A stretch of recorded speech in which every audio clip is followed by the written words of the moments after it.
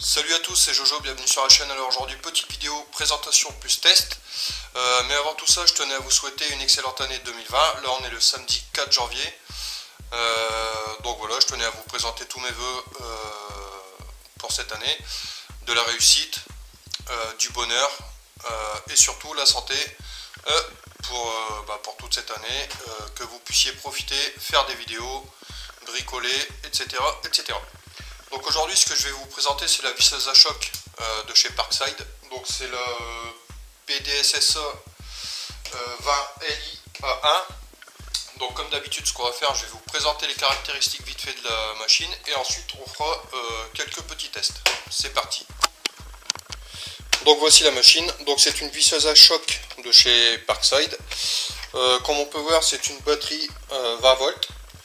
Donc sur la batterie ici on a un voyeur de témoin de charge et on peut voir qu'elle est fonctionnelle avec plusieurs outils de la gamme.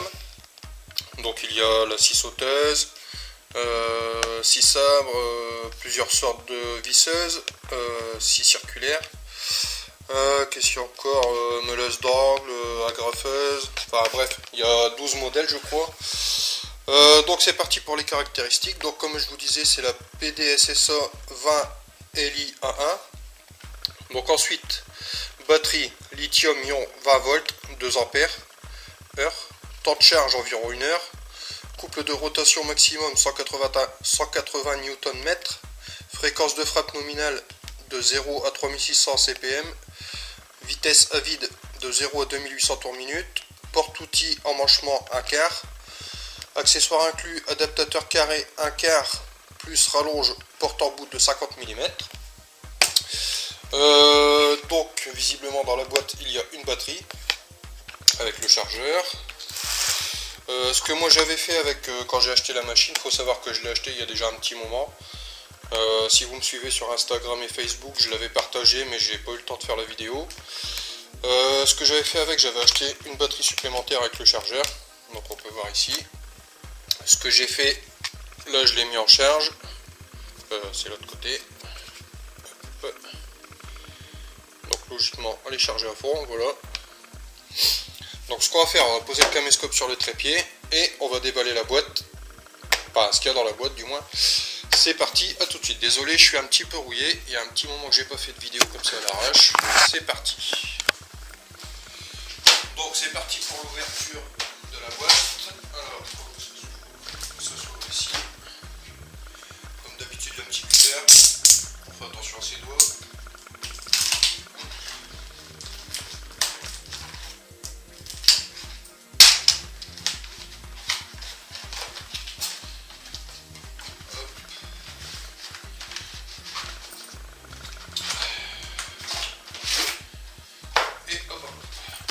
Donc voilà, comme d'habitude, une petite mallette qui va bien. Donc ici on peut voir, hein, je ne l'avais pas encore déballé, il y a encore le petit riselant. Hop. Hop.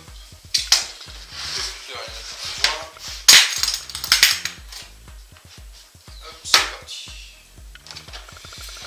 Donc ici on a bien le petit chargeur, du coup ça m'en fera deux. Au moins je pourrais travailler plus longtemps. Ensuite, voici la bête. Hop. Donc, dessus il y a bien une batterie. Alors je sais pas si elle est chargée. Ce qu'on va faire, on va vérifier ensemble. Voilà. Bon, elle est chargée, mais je sais pas si elle est chargée à fond. Donc ce qu'on va faire, on va mettre la nouvelle batterie. Donc pour l'enlever c'est simple, on appuie ici. Hop, et on tire. Enclencher, hop, dans l'autre sens, et voilà. Donc ici, comme sur toutes les visseuses, vissage, dévissage. Ensuite ici, on a le porte-embout. Donc pour mettre les embouts, il faut tirer ici, hop, et on tire, on met l'embout dedans, on lâche, c'est clipsé, ça bouge plus.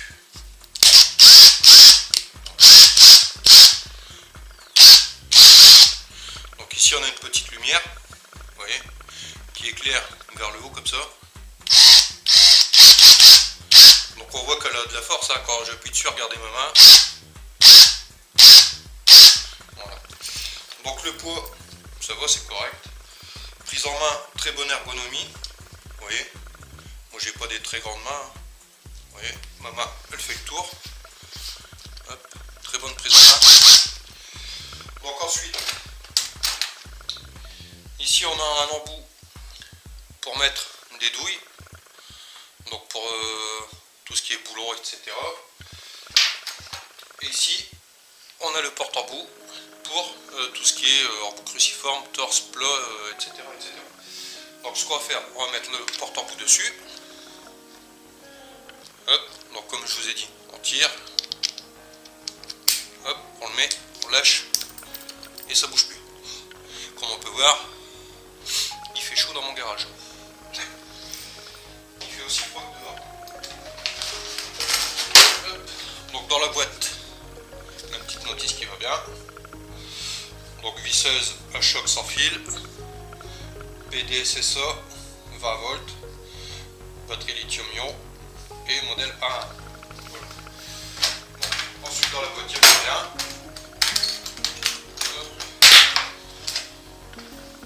Donc ce qu'on va faire maintenant, on va faire quelques tests de vissage dans du bois assez dense. Bon, je vais pas passer 3 heures à vous expliquer comment on met des vis. Hein. C'est juste pour voir un petit peu la puissance qu'elle a. Donc c'est parti, on va se retrouver sur l'établi pour faire quelques tests. C'est parti, à tout de suite. Donc voilà, j'ai mis un petit bout de bois dur, enfin dense, dans l'établi. Là j'ai des vis de 10 cm de long. Ce qu'on va faire, c'est parti. Là j'ai mis un embout assez gros, étant donné que le cruciforme est assez balèze. C'est parti, donc j'ai pas pré-percé, comme vous pouvez voir. Il n'y a aucun pré-perçage dessus. On va y aller direct. Et hop, c'est parti.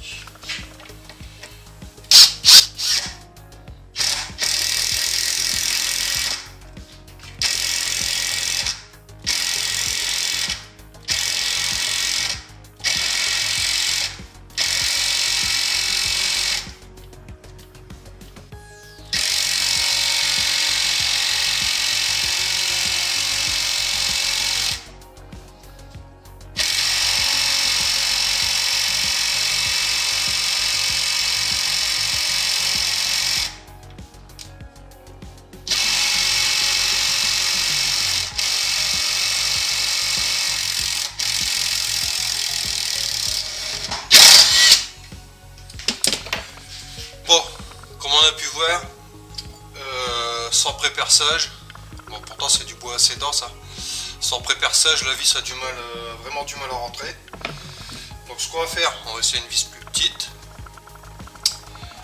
Donc c'est parti, on va changer l'embout.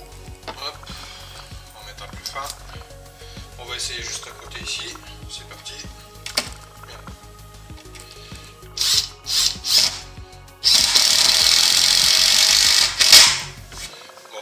Celle-ci, pas de problème, ça rentre comme dans du beurre.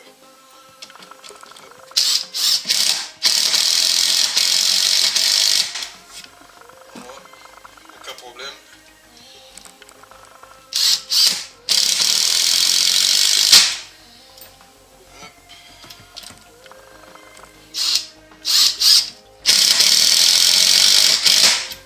Voilà.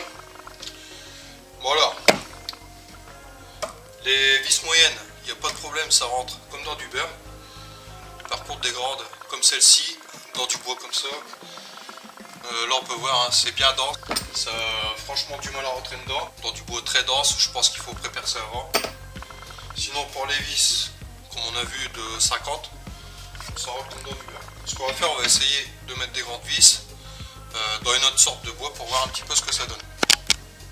Voilà, ici j'ai récupéré un vieux morceau de palette, donc la planche, le cube, plus un autre morceau de planche. Donc je vais remettre le gros embout. Et on va réessayer dans du bois plus tendre pour voir ce que ça donne.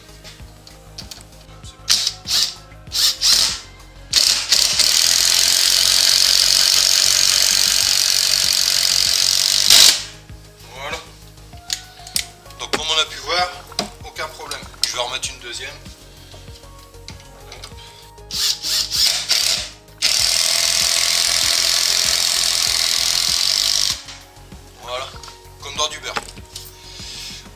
voir dans du pin, dans du sapin, du pin ou du bois plus tendre, les grandeurs comme ça, 10 cm, ça rentre sans problème. Par contre dans du bois assez balèze comme celui-ci, je sais pas si vous verrez bien. Bon là les vis moyennes elles sont rentrées, la preuve le bois s'est même éclaté, pourtant il était serré dans les taux. Donc là dedans des petites vis, il y a pas de... enfin des petites vis, des vis de 50, pas de problème ça rentre. Pour les grandes vis par contre un petit peu de mal, mais par contre dans du bois de palette, même du bastin ou quoi que ce soit, je suis sûr que ça rentre nickel. Donc voilà, très bonne machine. Moi celle-là je l'ai achetée parce qu'elle va me servir pour mon mobil-home. Je dois faire une petite terrasse avec un système de pergola. Donc voilà. Donc tout ça par la suite, ça sera vers le printemps que je vais attaquer ça. Donc je ferai des vidéos évidemment. Comme ça moi vous verrez l'avancée de ma terrasse avec le montage de la pergola. Donc voilà. Donc en résumé, la machine, bon pas de problème, ça fonctionne très très bien. Seul souci je vous dis, hein, c'est dans du bois très dense, des grandes vis là, ça a du mal à rentrer. Mais sinon des vis de 50 ça rentre sans problème, vous avez bien vu sur la vidéo. Les grandes vis sur du bastin, du chevreau, peu importe, ça rentre comme dans du beurre. Donc voilà, désolé je suis un petit peu rouillé, il y a longtemps que j'ai pas fait de vidéo comme ça à l'arrache. Comme d'hab, si la vidéo vous a plu, le petit pouce qui fait plaisir c'est ma récompense. Je vous souhaite une très bonne année, la santé, tout ce qui va bien avec. Donc voilà, alors sur ce je vais vous laisser et je vous dis à ciao bye bye, allez salut.